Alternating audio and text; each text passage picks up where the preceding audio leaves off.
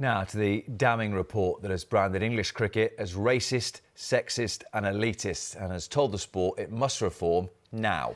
More than 4,000 people contributed to the Independent Commission for Equity in Cricket's report. Half of them declared they experienced discrimination within the game. The ECB have offered an unreserved apology, has committed to wide-ranging and long-standing reforms and have said this is the opportunity to reset cricket. The Holding a Mirror Up to Cricket report was commissioned more than 2.5 years ago in response to the murder of George Floyd in police custody and also the Black Lives Matter movement. The former head of the Independent Police Complaints Commission, Cindy Butts, served as the report's chair. Cricket needs to accept the stark realities that this report reveals.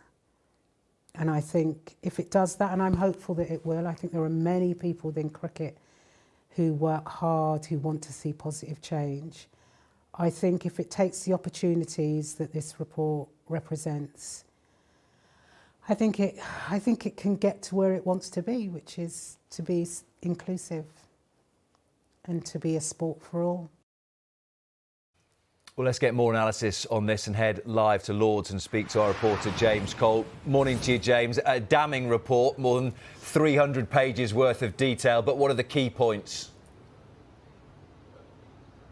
Yeah, Rob, 44 recommendations. I think the three most radical. Firstly, the appointment of an independent regulator for the sport within 12 months. Now, this was something that was brutally exposed by the Azim Rafiq case, that the ECB cannot be the promoter and the regulator of cricket, because there is a conflict of interest between those two roles. We saw it, as I say, with Rafiq, and the ICEC have asked for an independent regulator to be brought in within 12 months. That could be done, you would have thought, relatively straightforwardly.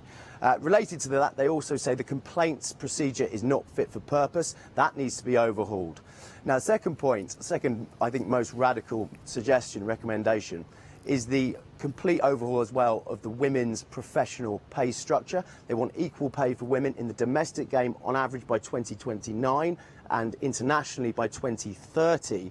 Cindy Butts saying that women are treated as second-class citizens in cricket, something which is exposed by the fact that Eton and Harrow play here, the boys, every single year at the home of cricket. England's test team have never done so. And on that point, this classism, this elitism, I think it would be very hard to argue that cricket isn't elitist. You've only got to speak to any parent who tries to kit their child out to play the sport. You've only got to look at the disparity between public school and state school facilities and equipment and the pathways, the number of public school players who come through the pathway, certainly in the south of England, into professional cricket compared to state schools. Now, the ICEC on that point also want to see the ECB completely overhaul how it funds cricket at under 14s level to, in its words, level the playing field. So much to come out of this report, James. How has the ECB responded? Richard Thompson, ECB chair, has apologised unequivocally, as Cindy Butts called him to do so. He's described this as a seminal moment for the sport and also admits it could be an existential issue if they don't act. He's promised to use it as an opportunity to reset cricket. Today's report is a wake-up call for cricket. We must never again exclude anyone on the basis of their ethnicity, gender or social background. On behalf of the ECB and wider leadership of the game, I apologise to anyone who has ever been excluded from cricket or made to feel like they don't belong. Cricket should be a game for everyone, and this has not always been the case, and we are truly sorry. When the ECB commissioned this report 2 years ago, we wanted to gather evidence from across the game to truly understand the challenges that cricket needed to address. It is the first and most comprehensive report of its kind in any sport, and we're determined to use these learnings to great effect. This report makes clear that historical structures and systems have failed to prevent discrimination. The ECB will use this moment to reset our sport, going much further than previous efforts. Well, James, we just heard Richard Thompson say it there. It's an opportunity to reset the sport. So where do we go from here?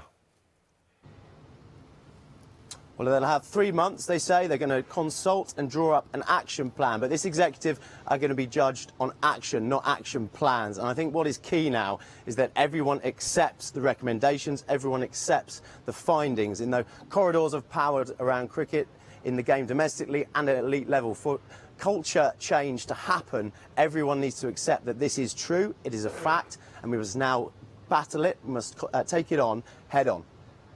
James, thank you very much for now.